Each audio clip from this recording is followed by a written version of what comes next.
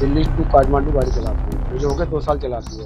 मुझे पता नहीं मेरे घर में क्या होता है, क्या नहीं होता है। मेरी मैडम फ़ोन करती है, मैं पैसे डालता रहता था। मैंने कभी ये नहीं पूछा कितने पैसे खर्च हो रहे हैं, कितने नहीं है।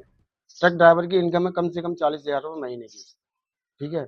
उसके बाद में मेरी पीठ पीछे क्या चल रहा है, क्या नहीं चल रहा है, इसके बारे में जानकारी नहीं है। जब जानकारी पड़ी, मैंने कहा मैं घर आके बताऊँगा, ठीक है? इससे पहले 3 बार मैं हंगामा कर चुका हूँ, 3 बार भाग चुकी है अपने समधी के साथ में। इससे पहले भी बात चल इससे पहले भी। मैंने फिर भी इसे रख लिया घर में। मैंने अब चलो अगली बार सुधर जाएगी, वो नहीं सुधरी। तीसरी बार ये हुआ 11 तारीख की रात में 11 बजे जिस दिन आंधी और पानी आया था, मैं लखनऊ था, गाड़ी लेके आ रहा था। उसे पता लग गया ये आ रहा है कलेश हो घर में। समधी को फ़ोन किया, 700 रुपये वहाँ से गाड़ी करके आया, गाड़ी वाले का नंबर है, गाड़ी वाला खुद बयान करेगा।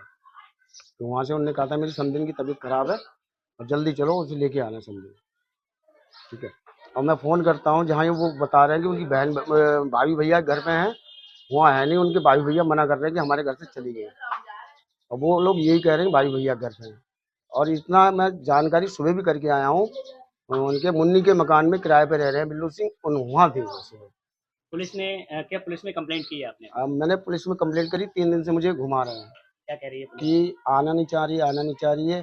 आएगी तो बयान देगी, जिसके बयान देगी उसके साथ जाएगी, आप कुछ नहीं कर पाएंगे। कितने बच्चे हैं आपके? मेरे 2 बेटी हैं, 2 बेटा है। इनके जो समधी हैं वो रात के 12 बजे आते थे और लगभग 4 बजे गाड़ी यानी कि लेके अपनी चले जाते थे। और 1-2 बार इनकी जो सुनील के जो समधी हैं, इनकी पत्नी भी आई थी, जो बदायूं में जिन्होंने लड़की करी है अपनी, उनकी सास। तो उन्होंने एक बार पकड़ा भी था आके, यहाँ पे गदर भी किया था आके। और कई बार यानी वार्निंग भी हम लोगों ने भी कहा था यानी कि यहाँ पे मत आया करो, और 1-2 बार इनकी लड़ाई भी चलती थी उसी चक्कर में। और जो घर बिगड़ा हुआ है इनका वो उसी समधी के चक्कर में। लड़का जो है लड़की को दुखी रखता है, कहता है जब तक तेरा बाप यानी कि तेरी माँ मेरे बाप का पीछा नहीं छोड़ेगी तब तक यानी कि हम तुझे परेशान रखेंगे। और इस बात के पीछे अब भी उनकी लड़ाई चल रही है क्या ये बदायूं सारी में। चीज़ें सुनील जी को पता है? सुनील जी को सब पता है, उन्होंने यानी कि लड़के ने उसका जो विकलांग लड़का है, उन्होंने यानी कि कॉल करके अपने बाप को बताई थी सारी बात। सुनील तो गाड़ी चलाते हैं, वो तो महीने 2 महीने में 1 बार आते हैं, घंटे 2 घंटे रुकते हैं, चले जाते हैं। उसके बाद में जैसे अभी जब लड़के ने खबर की थी तो अभी 2 दिन रुक के गए थे, रह के गए थे। कितने बच्चे हैं उनके? उनके 2 लड़की हैं, 2 लड़का है। इनसे हमारा संबंध था पहले चाचा रिश्ते का, जैसे उन्होंने हमें पहले से पाला था। उन्होंने उनके यहाँ हम आते थे, जाते थे। इनकी बीवी का हमने रवैया खराब देखा, मैंने आना-जाना बंद कर दिया भाई। ये जो है इनके समधी जो लेके जाते, लिवा के लेके जाते रात के 12-12, 1-1 बजे।